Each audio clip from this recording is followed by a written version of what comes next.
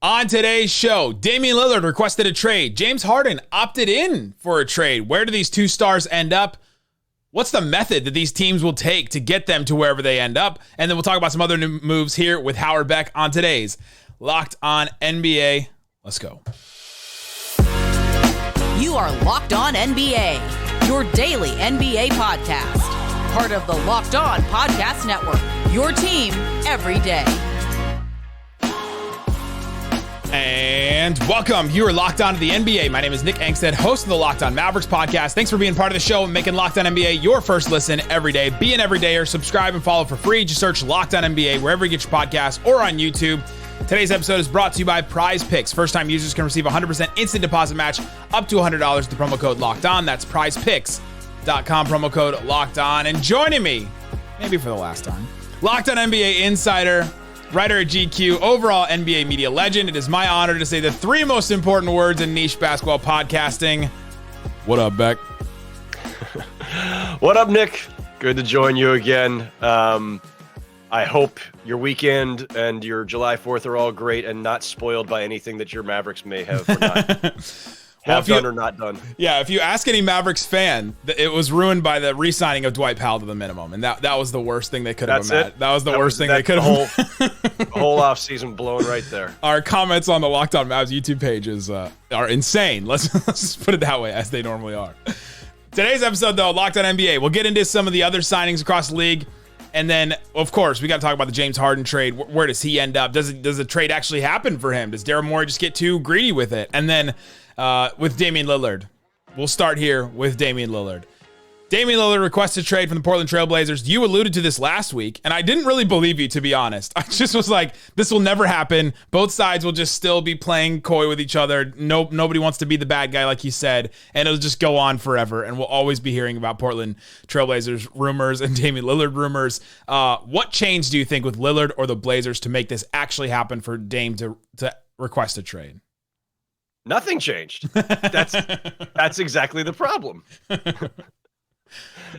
In a week ago, we were talking about this kind of standoff where Lillard needed them to trade at least some youth or something to get immediate help, and the Blazers didn't want to do that, and it was a stalemate. And the thing that changed was that nothing changed. There was a meeting between Lillard and his reps and the Blazers early last week. My best guess, this is only a guess, nobody was in the room. I wish I could have bugged it. But my guess is that probably everybody laid out exactly where they were, and that maybe they parted on terms of like, let's see what happens in the next couple of days. Let's see what kind of business we can get done to reassure you. And I might have made this point on the pod last week, Nick. My feeling was, and boy, was I wrong on this one, if they go all out to re-sign Jeremy Grant, they did. I thought if they did that, that would be the signal that we are all in on the present and we're going to make other big moves to reassure Dame that we can compete right now. They did go all out and gave Jeremy Grant a massive contract, which you don't really do if you're rebuilding, I don't think.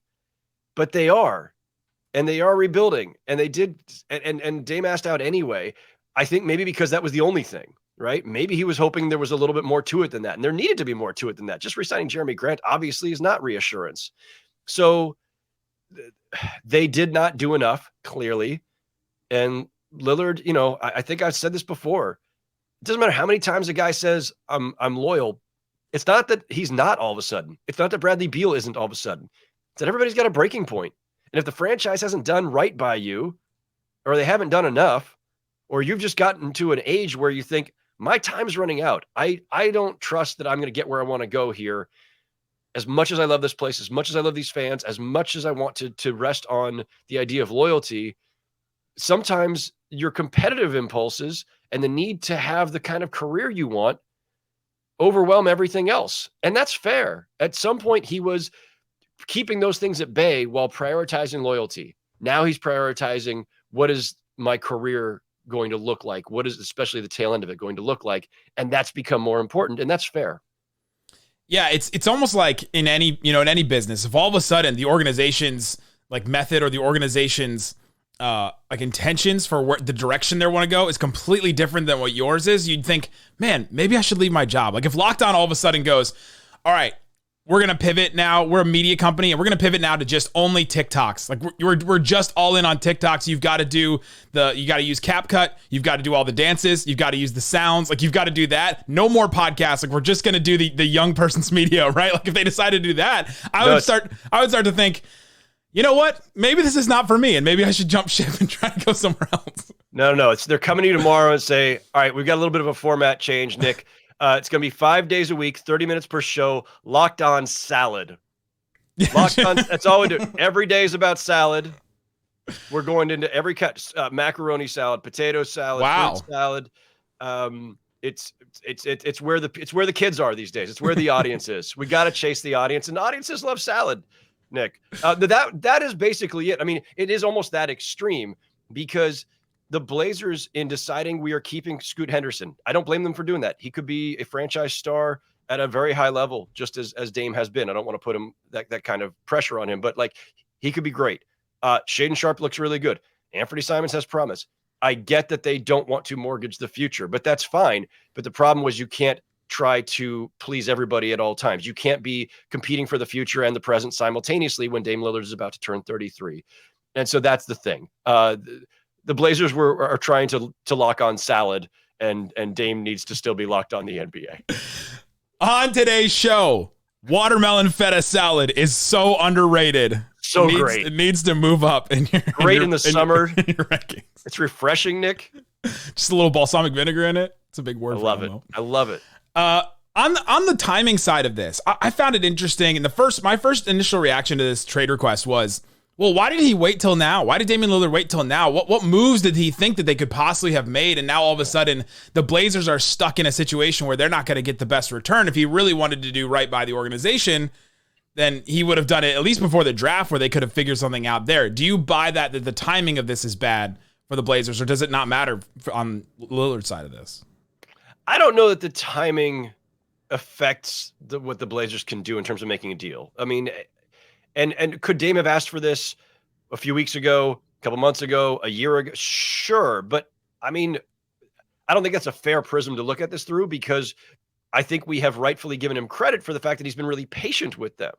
Like, your patience runs out when it runs out. It's not like he knew for sure he wanted to do this a few weeks ago. He was giving them every opportunity to show that they could make moves to make them a respectable team right now.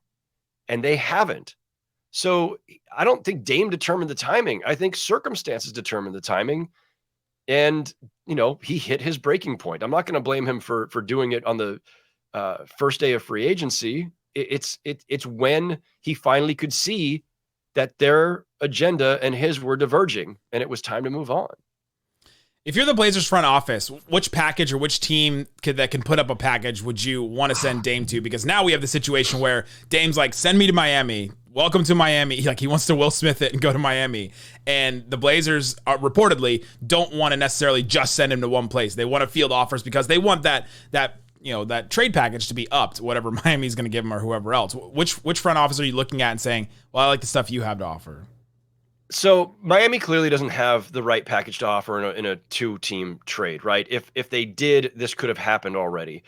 So they need to rope in a third team or a fourth team if Lillard's going to end up in Miami. And I say if because he doesn't have a no-trade clause. He still has multiple years left. He's not on a one-year deal where you can steer it by saying, well, I'm going to leave next summer. Don't trade for me. So he doesn't have a lot of leverage other than, I am Damian Lillard. I am arguably the greatest player in Blazers history. You should do right by me just because I've asked you to. And you don't think he would sit out at all? Because that's the other thing he can do. We've seen players do in the past. No, Damian Lillard is not Ben Simmons. Nobody is Ben Simmons except for Ben Simmons. What Ben Simmons did was unprecedented. Right. I don't believe, Nick, we're going to see that happen again anytime soon.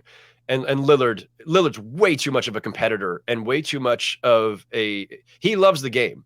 Again, Ben Simmons, not sure he does. Damian Lillard definitely does. Damian Lillard is going to play wherever he goes, wherever he gets traded to. Does he want to go to Miami? Sure, clearly. But if the Heat can't make the deal, and if they can't find the right third or fourth, or who knows, 5, 6 teams, get everybody involved, get the whole league involved so that the Blazers can get the package of young players and picks that they need. If you can't pull that off, then they're going to trade him somewhere else. I mean, the GM of the Blazers, Joe Cronin, put out a statement that essentially said we're going to do what's best for the franchise, which is what they should do. That's what they should do. They don't.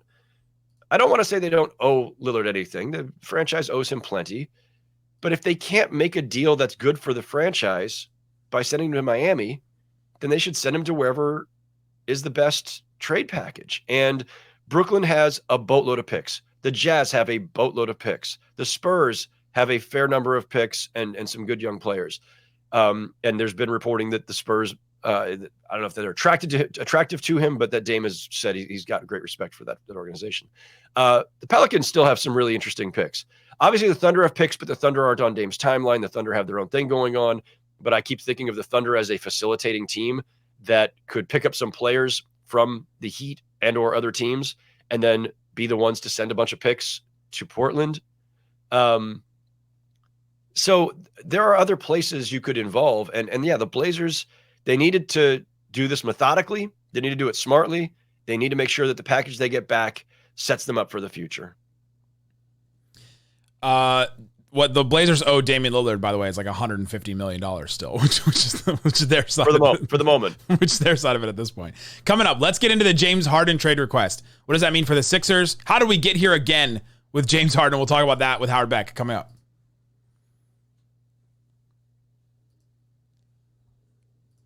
But before we do, let me tell you about Prize Picks. Prize Picks is daily fantasy made easy. You can go to Prize Picks, pick 2 to 6 players, and if they'll score more or less than their projections, you can win up to 25 times your money on any entry. All you have to do is go there. Again, pick 2 to 6 players. You can, right now, they have tons of stuff for baseball. Total strikeouts you can pick, like Martin Perez for the Rangers. You can pick 3 more or less strikeouts on that. Let me just do 4 against the Astros. Go down, Astros. I can do total bases by a runner. So Corey Seager, 1.5 total bases. I think he'll get on a little less. Let me do less on that one. And then Josh Smith, total bases. Let me do more. I just put down those 3 just like that. I put down $20. If I hit on all of those, I win $100. If I put down $100, I can win $500. And there's all kinds of different payouts and power plays and flex plays and all kinds of things that you can do on Prize Picks. It's not just baseball. They have the NBA, NFL, NHL, PGA, college sports, disc golf. I mean, if you really want to put some skin in the game on that, you can do it on Prize Picks. So check it out, prizepicks.com, or download the app and use the promo code LOCKEDON to get a $100 match or get a 100% match up to $100 with your deposit. You can get that by using the promo code LOCKEDON again to sign up at prizepicks.com.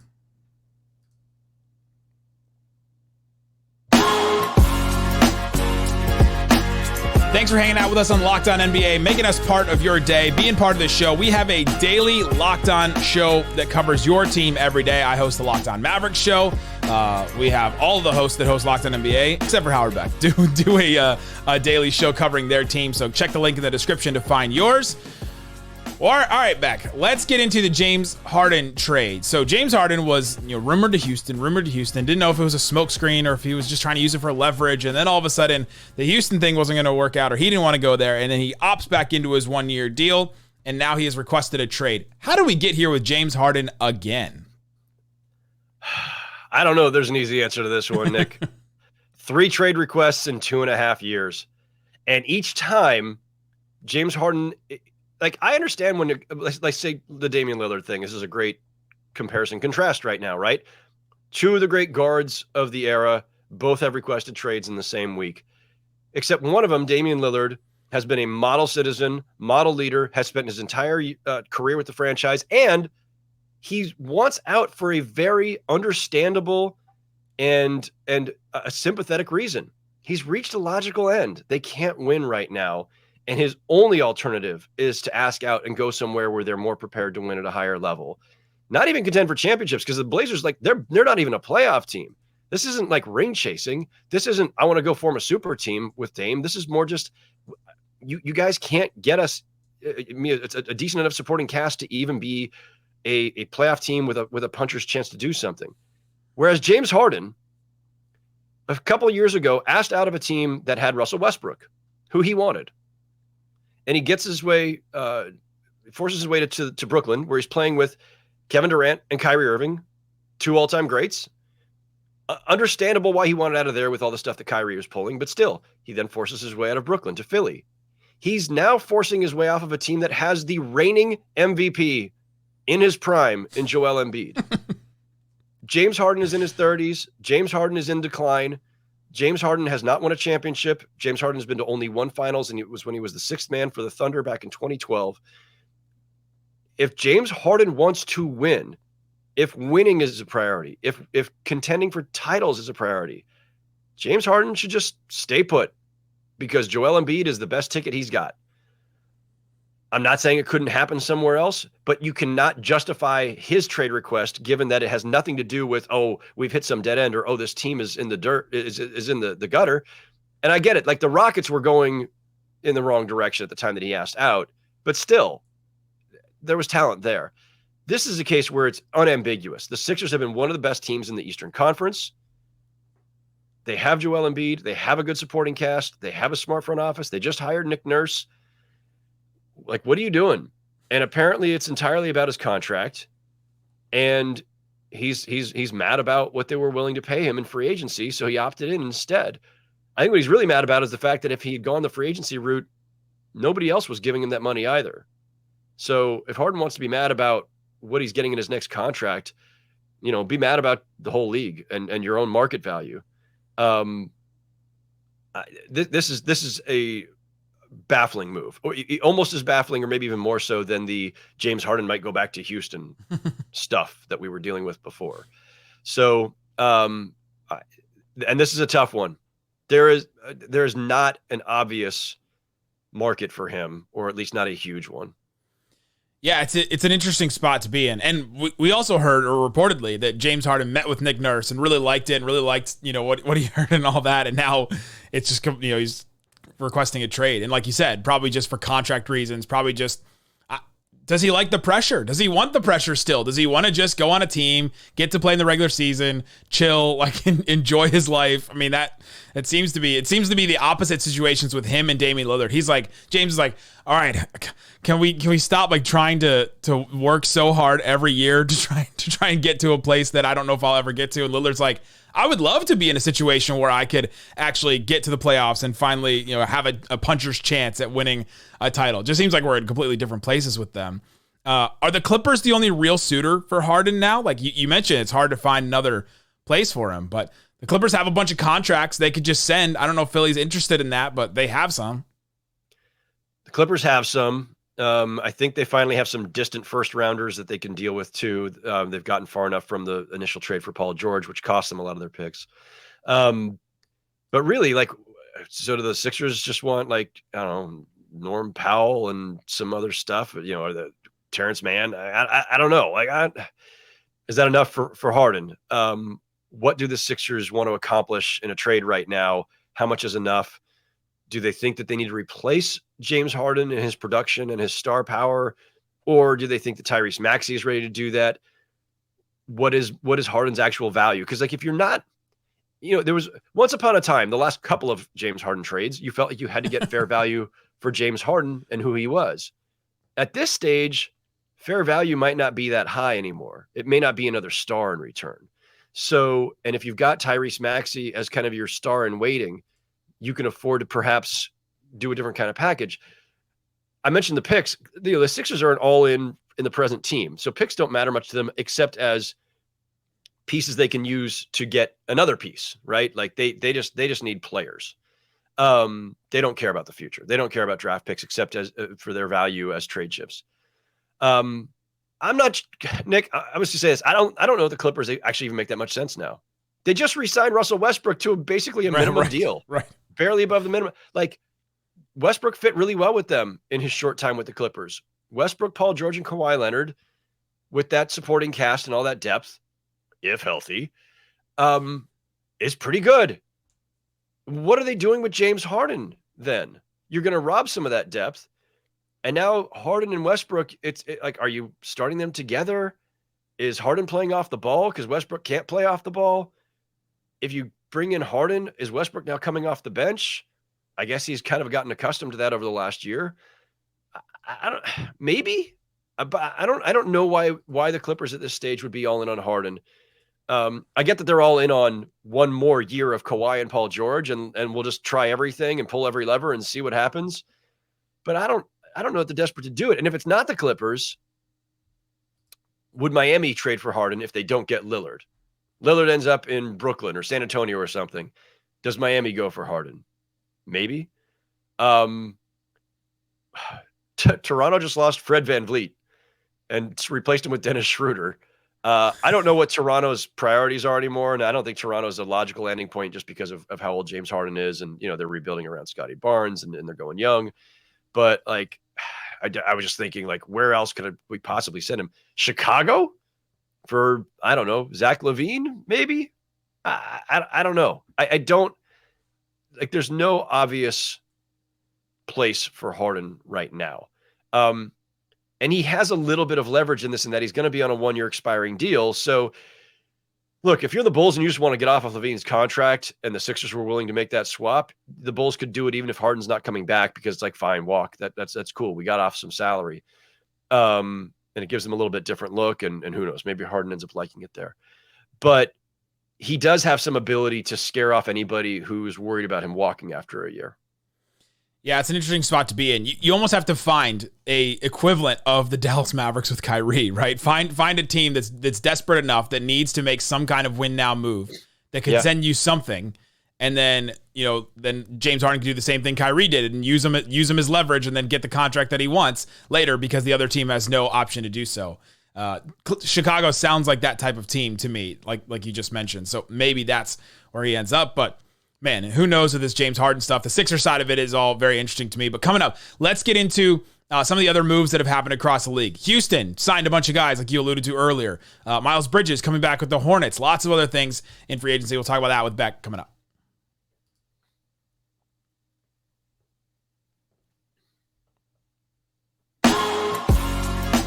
All right, Beck, let's get into some other moves across free agency.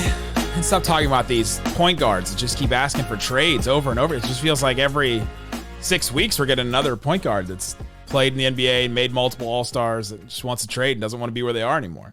All right. The Houston Rockets, they signed Fred VanVleet to a really big deal. Looking pretty good later, though. We learned there's a team option in there.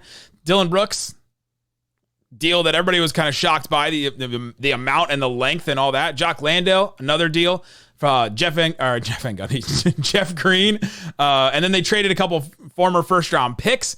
Looks like they're completely all in on, all right, let's get rid of some of this youth because it was just too much last year. Let's bring in some adults into the room, or, some adults, I guess, if I can put it that way. What did you make of the Rockets' moves in free agency so far? Well, it's a mixed bag, Nick.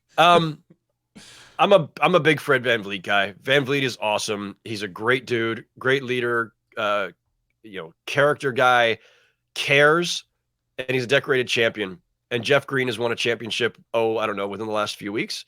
So you brought in two well-respected vets, two stabilizing influences, two guys with championship experience. And for a Rockets team that's young, maybe a little knuckleheaded, needs some stabilizing forces, some leadership. I think that's the right move. Big contract for Fred VanVleet, but that's fine. I'm good with that. He's worth it, and I think it will allow some of these young players. They'll be put in better positions to score and to not dominate the ball and not just be taking turns and not being playing hero ball. VanVleet will help all of that, so that part's really good. Dillon Brooks. Listen, I like the outline of Dillon Brooks, and I like Dillon Brooks as a fit for other teams. If Dillon Brooks were, for instance, I know this sounds comical, on the Lakers, I'm not worried about Dillon Brooks on the Lakers because LeBron and Anthony Davis and others, there's stability there. They'll keep him in line. Dillon Brooks on the Warriors. They've already got Draymond, but Dillon Brooks on, pick a veteran team, the Celtics, the Bucks. Dillon Brooks on the Heat. I think I mentioned that before free agency started as a place that I wouldn't have minded seeing Dillon Brooks. You got to have the right structure around him and the right leadership and the right kind of franchise that's going to hold him accountable. Sending Dillon Brooks or bringing Dillon Brooks to a really young, impressionable team Like, that's why the Grizzlies were willing to let him go, because they have a young, impressionable team, and they're like, you know what? We're good. You can move on. We're going to sign Derrick Rose to help stabilize our locker room and bring some veteran leadership. Dillon Brooks to the Rockets feels, and on 4 years, $80 million feels like a big overpay. Besides, it's hard to know what an overpay is anymore in this league, Nick. But Dillon Brooks at $20 million a year, and especially given the volatility of Dillon Brooks, feels like an overpay. Let me try to do now the impossible and defend Dillon Brooks. Defend Dillon Brooks in this. Usually you just let him take his own shot and whatever shot he decides, and then you can defend Dillon Brooks that way. So it's a descending contract. They're doing it. They're doing it that way. But so the contract doesn't look as bad as it did up front. I think there's also a team option or some kind of option in there. I don't know if we have the full deal, like details on it. They bring in Jeff Green as an adult. So like they have some adults. Fred VanVleet's won a championship, Jeff Green, Ime Udoka, but I think I'm with you more so. There's a lot on Ime Udoka to try and figure out. And I don't think it's so much about Dillon Brooks' antics and the stuff that we saw against the Lakers, or him and the Draymond stuff, like him calling people out or saying, saying if LeBron drops 40 on him, then he'll care. It's his offensive game to me. Like, imagine, all right, you have Jalen Green on the floor. You have Amen Thompson you just drafted. You have Fred VanVleet you just spent a ton of money on. Cam Whitmore is like, I need the ball. I'm really good at the ball in my hands. And Dillon Brooks is like, no, it's my turn. let me just jack up a three right here, because that's what we've seen in his offensive game, and it was one of the reasons why the Grizzlies fans are so frustrated with him towards the end of it. And so that, to me, is where I'm more interested to see how Ime Udoka reins him in and tries to figure out how to, maybe not rein him in. Maybe it's just like direct him. Just put like the horse blinders on him and be like, all right, this is your role and this is what you do. Well, and I will say, and you're right to bring it up, and I think that your best case scenario is that, hey, the structure is this: we have Fred VanVleet and Jeff Van Green. This is your fault for doing the Jeff Van Gundy thing earlier. We've got Stan Van Gundy, Jeff Van Gundy. We've got all the Van Gundys. Yeah, just marking Van Gundy's off. Dylan Van Brooks. We've got the structure here, and also Ime Udoka. Look, he's a kind of old school as a coach. He is not going to allow anybody to hijack the offense or to get them off course. There's a reason they hired Ime Udoka specifically, because of that personality and that approach. This is a Rockets team that's young and probably needs a little tough love. And so having Ime Udoka, having the vets that they've brought in, there's a best case scenario here where this works. I don't know. It's always hard to tell with a young team that's got a bunch of recent lottery picks, that's got a lot of talent, but kind of unchanneled and a little undisciplined.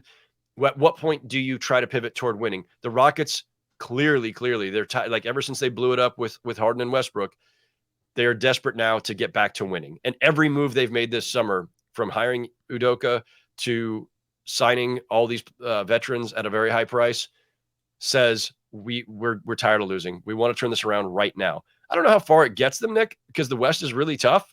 I don't think they're a playoff team. I'm not sure they're even a play-in team, but they will be much more respectable, much more competitive.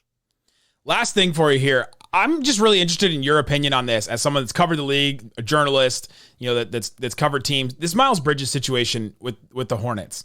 He signs the qualifying offer with them. They bring him back, presumably because there was nobody else that wanted to offer him. And so they just decided to sign it and him come back. I'm guessing that he's going to play for them, but how do you think the Hornets have handled the situation? What do you do if, let's imagine you're covering the Hornets. What do you do if you're covering a team with this situation? Wow. It's tough. There's no good outcomes here. There are no good discussions here. I'm not going to go chapter and verse on what Miles Bridges was accused of and everything that's in the public record. It's there, and it's ugly, and it's awful. And if you're the Hornets as a business, as a basketball franchise, you're in a bind because you have his bird rights. You are the team that had him while this all occurred. And he's really talented. And he was a borderline all-star. And is still young enough that he may become a multiple-time all-star if he keeps his head on straight and is dealing with the demons that he clearly had or may still have. I don't know where Miles Bridges' head is. You hope that the Hornets have a better handle on that, before they just bring him back on this 1-year deal. There's no good outcome, though, because ultimately you're still bringing back somebody who arguably did the things that he has been accused of, and that is now part of your franchise, is wearing your team's name on the front, that you are now, you're probably not marketing him real aggressively, but still, he is part of the image of your team. And if you decided, you know what, we don't want to be in the Miles Bridges business. This is distasteful, and we're not going to be the ones to pay him millions of dollars and have him wear our jersey and all that. He's not representing our brand.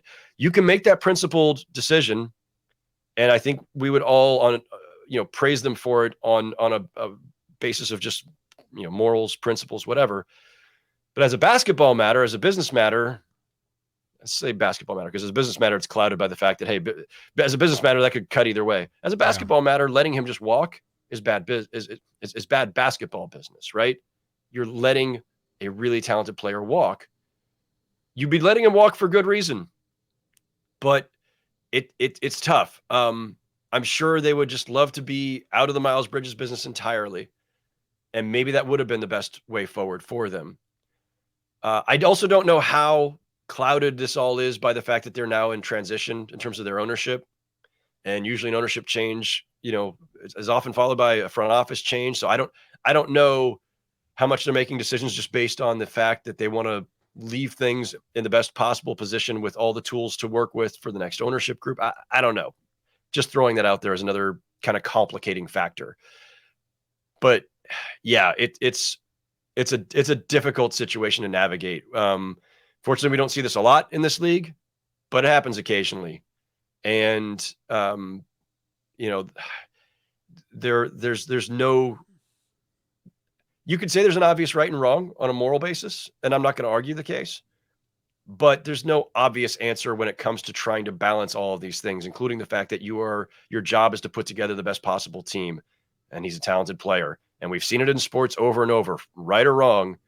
Teams are often going to make the move that benefits them most on the court, on the field, when push comes to shove. It's hard to make the principled decision for these teams. The ownership change and potential front office changes is an interesting point to me. I'm so fascinated to see, does he play? Does he get on the court? Do they, like you said, market him in any way? I mean, being a social media manager with him on your team would just be a minefield, I would think. So interesting situation in Charlotte. You can listen to Locked On Hornets. They have a lot of stuff. They've been covering the situation from the very beginning with Doug Branson and Walker Mill there. The Rockets with Jackson Gatlin. You can listen to Locked On Rockets. All of our shows. Again, you can click the link in the description to find all the different shows we cover 5 days a week all throughout.